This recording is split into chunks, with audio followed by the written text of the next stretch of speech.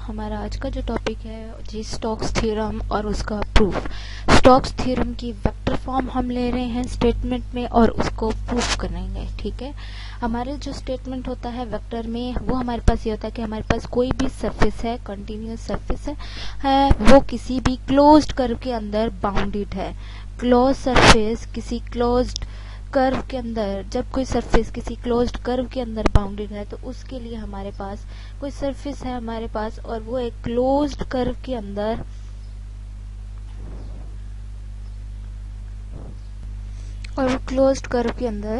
Bound है।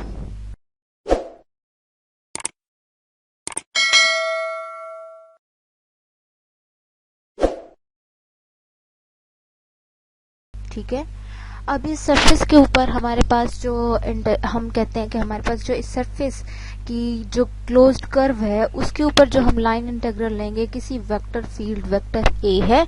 इस vector field जो कि कंटिन्यूअस है और डिफरेंशिएबल भी है, हम इस वेक्टर फील्ड को ले रहे हैं। इस वेक्टर फील्ड का इस कर्व के ऊपर, इस क्लोज कर्व के ऊपर जो लाइन इंटीग्रल है वो इक्वल है इस सरफेस में इस फील्ड के कर्ल के, इस वेक्टर फील्ड के कर्ल के सरफेस इंटीग्रल के इक्वल है। ठीक है, तो ये हमारा स्टोक्स थ्योरम ये बताता है हमें। ठीक है, अब हमने क्या करना है इसको प्रूफ करने के लिए सबसे पहले तो हम चीजों की रिप्रेजेंटेशन दे देते हैं कि कौन कौन सी चीज वेक्टर है, तो वेक्टर में उनकी क्या क्या वैल्यूज है। सबसे पहले हम उसकी रेक्टेंगुलर फॉर्म बना रहे हैं अपने इस फार्मूला की, तो उसके लिए हम वेक्टर ए को भी रेक्टेंगुलर कंपोनेंट्स जो उसके हैं a1 भी एक्स वाई जी का फंक्शन है, a2 भी a3 भी। ठीक है, इसी तरह से आपका पोजीशन वेक्टर आर कोई एक्स आई वाई जे और जी के का फंक्शन है। जब हम डी आर लेते हैं तो उसमें हमारे पास ये D X D Y D Z बन जाता है। ठीक है, अब हमने ये सेम वैल्यूज ये हमने अपनी इक्वेशन 1 में पुट करनी है।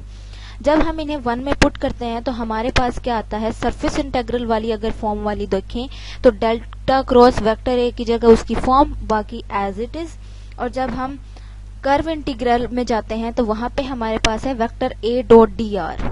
ठीक है, vector A dot D R, तो इस वेक्टर ए का इस डी आर के साथ जब हम डॉट प्रोडक्ट लेते हैं तो हमारे पास जो वैल्यूज आती हैं वो कुछ ये a1 dx, a2 dy, a3 dy। अब अगर आप देखें तो यहाँ पे हमारे पास 3 एडिशन टर्म्स आ रही हैं। अगर हम देखें तो ये एक अलग वेक्टर क्वांटिटी, ये एक अलग और ये एक अलग वेक्टर क्वांटिटी, तो डेट मीन्स जो हमारा डेल क्रॉस है वो इस पे अलग हो जाएगा, इस पे अलग हो जाएगा। Similarly for integral. ठीक है, तो डेट मीन्स हम हर एक के ऊपर जो इंटेग्रल है वो अलग हो जाएगा। फिर delta cross a1 I hat dot N hat ds, इसी तरह से plus surface integral delta cross a2 j hat dot N hat ds। ठीक है, और इसी तरह जहां आपके कर्व इंटीग्रेशन है, आप अपनी कर्व इंटीग्रेशन की तरफ देखें तो वहां पे भी सेम, इसके ऊपर अलग से कर्व लग जाएगी, इसके ऊपर अलग और इसके ऊपर अलग, जब भी हम डिफरेंट उसमें लेंगे। ठीक है, अब अगर हम प्रोजेक्शन ले लेते हैं, अब क्योंकि आपको पता जब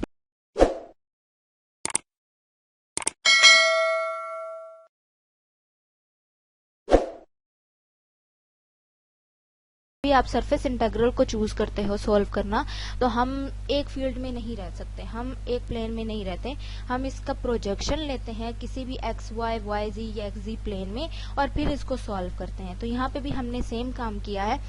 जब हम अपनी सरफेस एस का प्रोजेक्शन लेते हैं एक्स वाई प्लेन में, तो उसकी जो इक्वेशन होती है, equation of surface phi X Y Z is equal to 0 की फॉर्म में शो होती है। हमने इसको z is equal to F of X Y की फॉर्म में कर लिया। ठीक है, अब यहाँ से हमारे पास फर्दर हमने सिमिलरली हम अगर वाई जी में प्रोजेक्शन लेंगे तो हमारे पास x is equal to G Y G बनेगा। एक्स जी के लिए हमारे पास ये फॉर्म बनेगी। सबसे पहले हम एक्स वाई प्लेन में प्रोजेक्शन लेके उसे सॉल्व करके देखते हैं कि क्या आती है हमारे पास वैल्यू। ओके, सबसे पहले एक्स वाई प्लेन में हमने जो हम एडिशन कर रहे हैं उसमें से हमने एक सरफेस वाला इंटीग्रल उठा लिया। अब इसका प्रोजेक्शन आपको पता है, जब हम एक्स वाई में लेते हैं तो हमारे पास ये फार्मूला ओपन होता है। ठीक है, के हैट क्यों आता है, क्योंकि एक्स वाई प्लेन के ऊपर जो परपेंडिकुलर है वो के हैट है। ठीक है, हमने पहले ये वैल्यू कंप्यूट करनी है। ठीक है, तो हम सबसे पहले हमने ये वैल्यू कंप्यूट की है, ये हमारे पास आंसर कर लेने के बाद ये आंसर आया। इसको अगर हम फार्मूला में पुट कर दें तो ये हमारे पास ये फॉर्म बन जाएगी। अगर मैं इस डॉट एन हैट को इसके अंदर ले जाऊं, डेट मीन्स इसके साथ भी और इसके साथ भी आ जाएगा, ये इधर और ये इधर आ जाएगा। ठीक है, उसके बाद हम क्या करेंगे, अब ये देखें ये हमारे पास यहाँ तक तो टर्म बन गई। अब ये वाला के डॉट एन हैट तो यहाँ से इससे कैंसिल हो जाएगा जब ये अंदर चला जाएगा। ये भी एक वैल्यू है, ये भी एक स्केलर वैल्यू, आपको ये याद रखना है। अब ये बन क्या गया, जब इसका इसके साथ डॉट प्रोडक्ट आएगा तो दैट मीन्स ये एक स्केलर वैल्यू बनेगी, ये भी एक स्केलर वैल्यू बनेगी, ये भी एक स्केलर वैल्यू है। ठीक है, ये दो स्केलर वैल्यूज, ये और ये स्केलर वैल्यूज आपस में कैंसल आउट हो जाएंगी। बट फॉर इसका क्या होगा, तो इसकी वैल्यू निकालने के लिए हम क्या करते हैं, इसकी एक वैल्यू निकाल लेते हैं कि जी इसकी वैल्यू क्या आती है। उसके लिए जो हम टेक्निक यूज करें, उसके लिए हम अपने पोजीशन वेक्टर को यूज करते हैं कि पोजीशन वेक्टर एक्स वाई जी का होता है, तो जी की जगह पे हमने उसकी वैल्यूज एक्स वाई की फॉर्म में पुट कर दी। जब हम इस आर का डेरिवेटिव लेंगे विद रिस्पेक्ट टू वाई, ठीक है, तो ये हमारे पास आएगा, ये कुछ इस तरह की टर्म बनेगी। अब इसमें f की जगह z लिखें या z f लिखें, एक ही बात है, क्योंकि z is equal to F of X Y है। ठीक है, अच्छा उसके बाद हमारे पास हमें क्या गिवन होता है कि ये जो पोजीशन वेक्टर का डेरिवेटिव होता है हमेशा टेंजेंट होता है। ठीक है, किसी भी पोजीशन वेक्टर का जब भी हम डेरिवेटिव की बात करते हैं हम कहते हैं हम slope of the tangent line की बात कर रहे हैं। ठीक है, तो यहाँ पे भी जो पोजीशन वेक्टर का जो हम डेरिवेटिव ले रहे हैं ये आपकी सरफेस के ऊपर टेंजेंट है, दैट मीन्स इसके नॉर्मल पे परपेंडिकुलर होगा।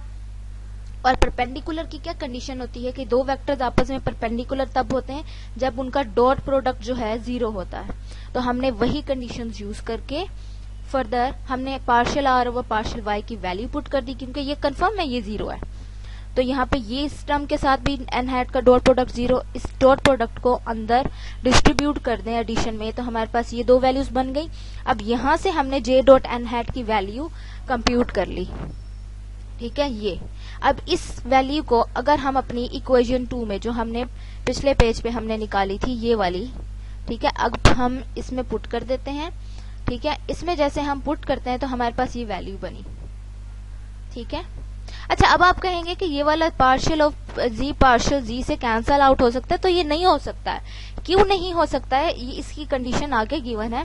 अच्छा अब यहाँ से तो यहाँ तक काम कर लिया कि हमने एन ये के डॉट एन हैट दोनों में कॉमन था, बाहर निकाल लिया, और डॉट प्रोडक्ट कम्यूटेटिव होता है, यानी A dot B dot A equal होते हैं, तो हमने के डॉट एन को एन डॉट के कर दिया, कोई फर्क नहीं पड़ता। ये स्केलर वैल्यू से कैंसल आउट हो गई, माइनस कॉमन ले लिया, अब ये वैल्यू बच गई। अब यहाँ से ये जो वैल्यू है आप कहेंगे इसमें जी पार्शियल जी से कैंसिल क्यों नहीं हो रहा, तो इसकी कंडीशन आगे है। यहाँ आपका जो a1 है वो एक्स वाई जी का फंक्शन था, z क्योंकि अब हमने एक्स वाई में ले लिया है तो वो कोई एफ ऑफ एक्स वाई का फंक्शन है।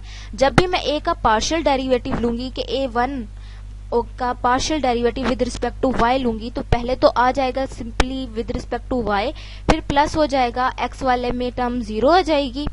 लेकिन जब इसमें बात करूंगी तो इसमें हमारे पास a1 का z के विद रिस्पेक्ट टू, फिर जो हमारा z आएगा z ओवर y।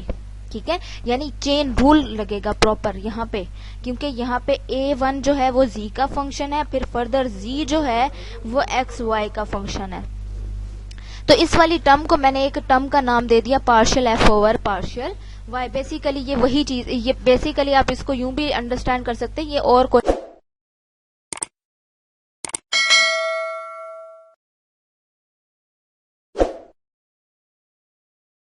नहीं बल्कि partial a1 over partial y ही है, अगर हम ब्रीफली उसको देखें।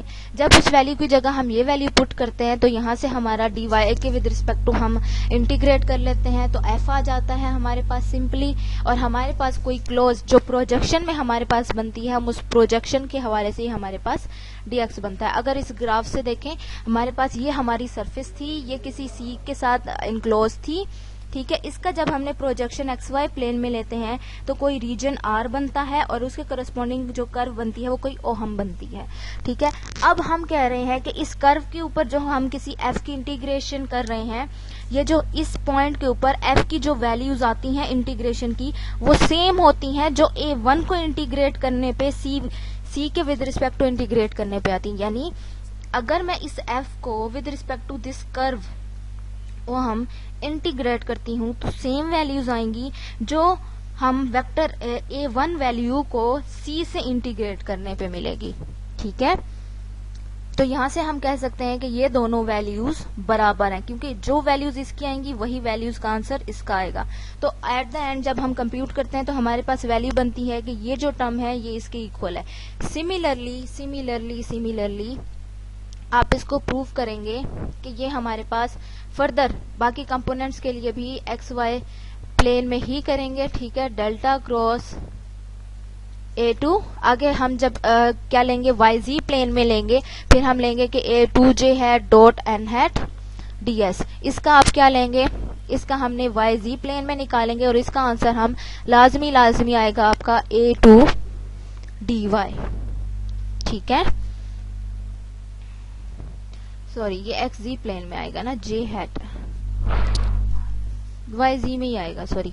फिर आगे हम XZ प्लेन में जाएं। XZ प्लेन में हमारे पास हम तीसरे वाला सरफेस इंटीग्रल कैलकुलेट करेंगे कि A3 K hat dot N hat DS ये इक्वल है जी हमारे पास closed curve of A3 DZ। ठीक है। फिर इन तीनों इक्वेशंस को ये दूसरी इक्वेशन, ये तीसरी इक्वेशन, इन तीनों इक्वेशंस को सम अप करने पे हमारा थ्योरम प्रूफ हो जाता है। ठीक है। इसमें और कुछ भी नहीं करना है, सिर्फ इन्हीं चीजों को देखना है। ठीक है। तो यहाँ तक हमारा प्रूफ खत्म हो जाता है। इसके बाद आप स्टोक्स थ्योरम की एग्जांपल्स के साथ आप इसको वेरीफाई कर सकते हैं कि आपको वैल्यूज दे दी जाए, आपको कहा जाए वेरीफाई करने, तो आपने लेफ्ट हैंड साइड भी कैलकुलेट करनी होती है और राइट हैंड साइड भी, और बारी बारी बताना होता है कि इन दोनों की वैल्यूज इक्वल आई हैं। ठीक है। तो यहाँ तक हमारा स्टोक्स थ्योरम का टॉपिक खत्म हो गया। अल्लाह हाफिज।